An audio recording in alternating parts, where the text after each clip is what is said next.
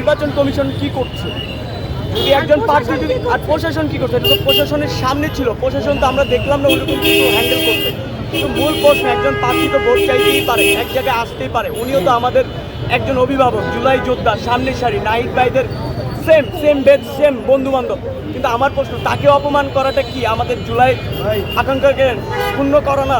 তো আমরা এটার প্রতিবাদে এটা জানাচ্ছি। তারা একটা বড় দল, ওই জন্য এরকম করবে।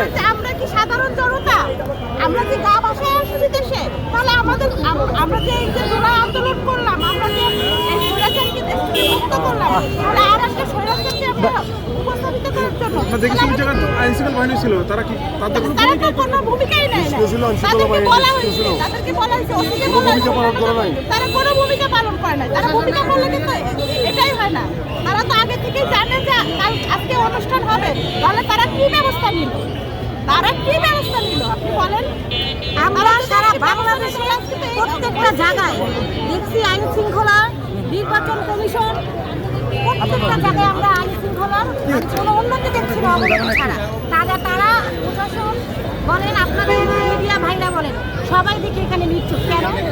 আমার প্রশ্ন, গণতান্ত্রিক অধিকার বাংলাদেশের সবারই আছে, সবাই যে কোনো আসনে নির্বাচন করতে পারে। এখানে কি এটা কি জমিদারির প্রথা যে না রাজার ছেলে রাজা নির্বাচন করবে আর জনগণ করতে পারবে না? ওইটা একটা সাংস্কৃতিক অনুষ্ঠান ছিল, পিঠা উৎসব, আপনারা সবাই জানেন। সেখানে আমন্ত্রণ করা হয়েছিল, তাকে আমন্ত্রণ করার পর এখানে কেন এরকম শুধু আমন্ত্রণ না, সাধারণ শিক্ষার্থীরা বরণও করেছে, ফুল দিয়ে বরণও করেছে। কিন্তু গেটে ঢোকাকালীন একটি বাহিনী ওইখান থেকে পরিকল্পিতভাবে বাহিনী দিয়ে আমাদের জুলাই বিপ্লবকে আমরা রাজপথে আছি, আমরা থাকবো। 12 তারিখে আমরা নির্বাচনের মাধ্যমে, ভোটের মাধ্যমে আমরা তার জবাব দিয়ে দিব। এলো খবরের কাগজ, নিখাদ, নির্ভীক, নিরপেক্ষ।